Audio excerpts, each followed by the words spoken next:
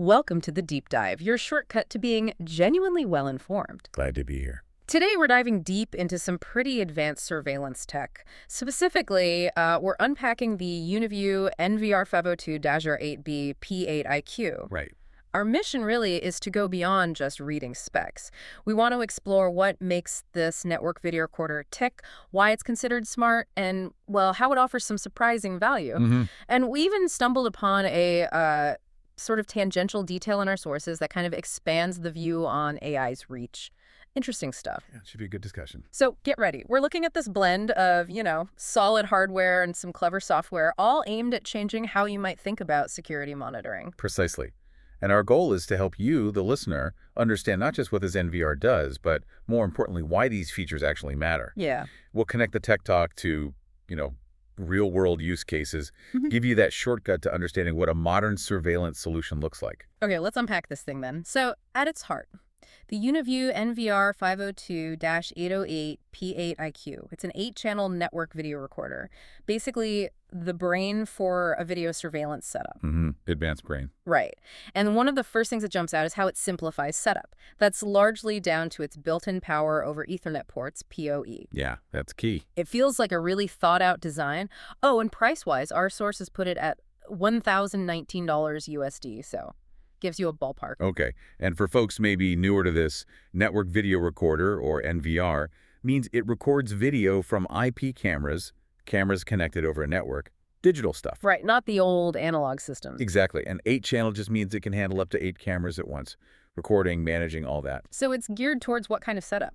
Generally, small to medium-sized systems. Yeah. Think a decent-sized retail store, maybe an office, a larger home, or even just monitoring a specific area within a bigger complex. It fits that kind of scale well. Gotcha. Okay, let's talk performance, visuals. This thing supports recording resolutions up to, get this, 16 megapixels. Wow. Yeah, 16 MP. That's significant. It sounds impressive, but what does 16 MP actually mean in a surveillance context? Well, what's fascinating here is the sheer level of detail you capture. Yeah. It's unparalleled clarity, really. Think about needing to positively identify someone or read a license plate from a distance or see a specific small object. Okay. That kind of resolution is absolutely critical for that. For, forensic analysis after something happens, it can make all the difference. Compared to what's typical. Well, a lot of common systems still run at 1080p, which is about 2 megapixels. So 16 MP is capturing like 8 times the information. Yeah. It's a huge leap. Right. And it's also flexible in how you view things live. It can decode multiple streams at once, like one 12 MP feed or 2 4K feeds, maybe 4 at 4 MP, or all 8 channels at 1080p simultaneously. Lots of options for monitoring. Okay, that's the image quality. Now back to that installation point, the 8 built-in PoE ports. Explain that a bit more. Right. So power over Ethernet. That means you run a single standard Ethernet cable, like your network cable, to each compatible camera. That one cable carries both the video signal and the electrical power for the camera. Ah, so no separate power brick for each camera. Exactly. If you've ever set up cameras, you know the pain of finding power outlets near every single mounting spot, running extra wires. Oh yeah, cable spaghetti. Right. PoE eliminates that. Connect the camera to the NVR's PoE port with one cable, and you're done.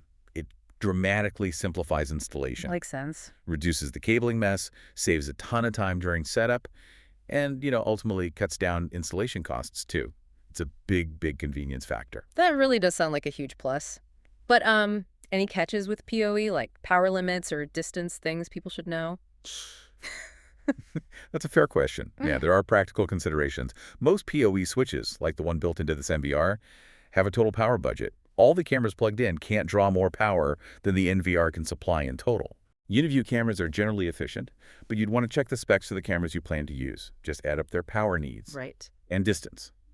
Standard Ethernet cable for PoE usually works reliably up to about 100 meters, so around 328 feet.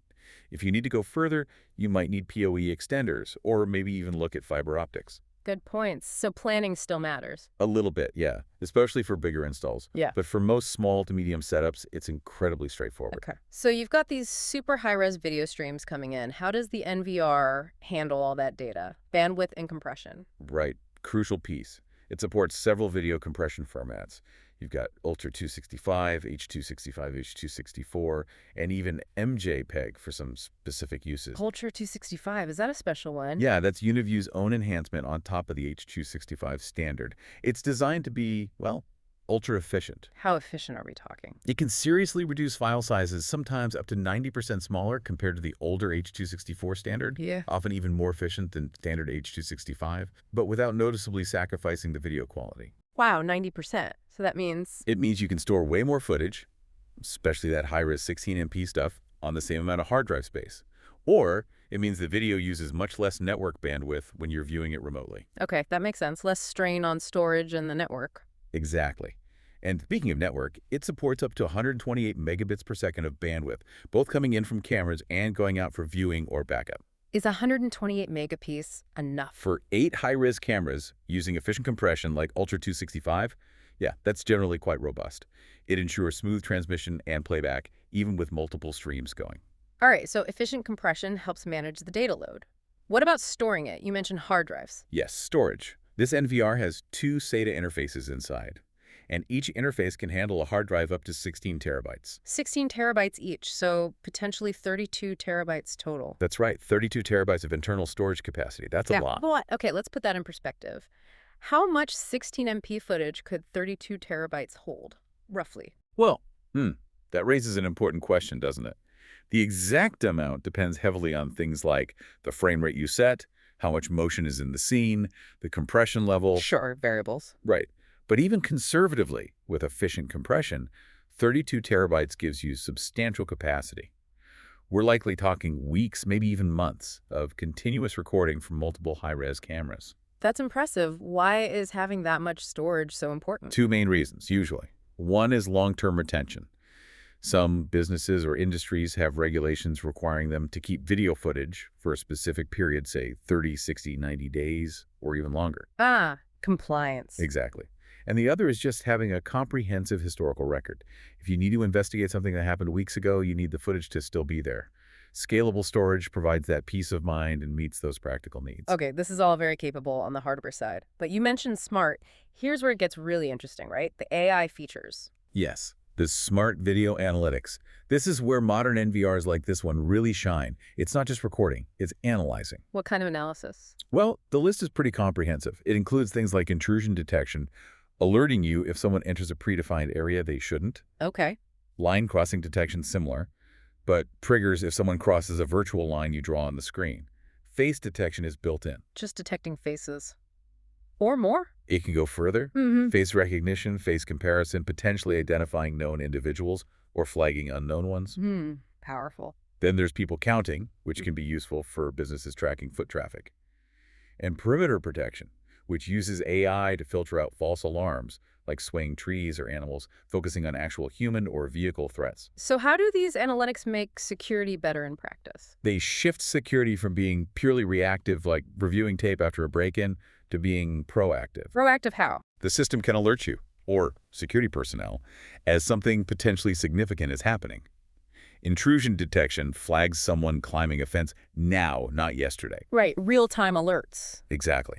Face recognition could automatically alert staff if a known shoplifter enters a store. People counting helps a manager see peak hours and staff accordingly. Perimeter protection cuts down on annoying false alarms that make people ignore real ones. Okay. It turns the video feed into actionable intelligence, not just passive recording. That's the core idea. It definitely sounds like a step up. But I imagine setting up those analytics like face recognition or those perimeter lines takes some care. Any pitfalls? Oh, absolutely. That's a critical point. These AI tools are powerful, but they're not magic. Performance depends heavily on setup. Like what? For face recognition, things like lighting, the camera angle, how far away the person is, whether their face is partially covered, all that affects accuracy. You need good camera placement and ideally consistent conditions. Calibration is key. Very much so. Same for perimeter protection or line crossing. You need to draw the zones or lines carefully and test them to make sure they trigger appropriately and don't generate too many false positives from, say, headlights at night or shadows. And just getting alerts isn't enough. Exactly. You need a plan for acting on those alerts. Who gets notified? What's the response procedure? If you just get flooded with alerts you don't act on, you get alert fatigue, and the system loses its value. So implementation matters as much as the tech itself. Precisely. It needs thoughtful integration into your overall security posture and operational workflow. Okay, makes sense. What about connecting this NVR to cameras and the outside world? Compatibility and access. Good question. For compatibility, a huge plus is that it's ONVIF compliant. ONVIF. Remind us what that is. ONVIF Open Network Video Interface Forum. It's basically an industry standard that allows IP-based security products from different manufacturers, cameras, recorders, software to talk to each other. So you're not stuck using only Uniview cameras with this Uniview NVR. Correct. Being ONVIF compliant means you have the flexibility to use a wide range of third-party IP cameras that also support the standard. You can mix and match brands, choose cameras with specific features you need. It prevents vendor lock-in. That offers flexibility, future-proofing. Absolutely. You can integrate new tech later or replace a camera without overhauling the whole system. Big advantage. And remote access, can you check in when you're away? Yes, definitely.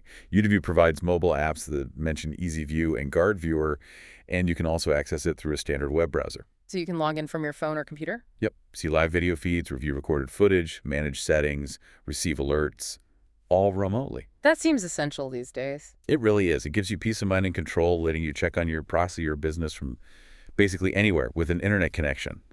You're not tied to being physically there. And for local viewing, like in a security office. It has simultaneous video outputs, an HDMI port that supports up to 4K resolution for a high-def monitor, and also a standard VGA port for older displays, supporting up to 1080p.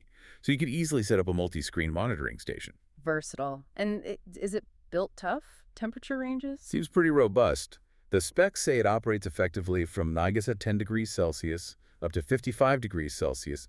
That's 14 to 131 Fahrenheit. Wide range. Yeah, and within 10% to 90% humidity. So it should handle a good variety of indoor environments, maybe even some sheltered outdoor spots, depending on the enclosure. Okay, so putting it all together, ONVIF, remote apps, multiple outputs, it sounds very connected. It really is. So what does this all mean? It means you've got a system that's not only powerful in its recording and AI, but also flexible in its integration and accessible from anywhere. It's designed for how people expect to interact with technology today. Right. Now, shifting gears slightly, while we were digging into the Uniview NVR and its AI, our source material also included this almost unrelated mention of another company, AlphaVision. Yes, I saw that too. It was featured in Built Worlds, apparently using AI to transform construction. Totally different field. They're attending GSX 2025 in New Orleans, and there were contact details listed, an address in Sunnyvale, email, phone number. Yeah, it's interesting how that popped up alongside the NVR info. It is. Yeah. There's no explicit link made between AlphaVision and this Uniview NVR, right? They seem separate. Correct. No connection stated. But it does raise an interesting point, doesn't it? When you get information like this side by side, it sort of forces you to think about the bigger picture. How so? Well, it highlights just how pervasive AI is becoming. Here we are, deep diving into AI embedded in a security device, edge AI, doing real-time analysis. And in the same breath, we see another company using AI, presumably in a very different way, maybe cloud-based analytics or something, to tackle complex problems in construction. Two different applications of AI. Exactly. It underscores that AI isn't this single monolithic thing.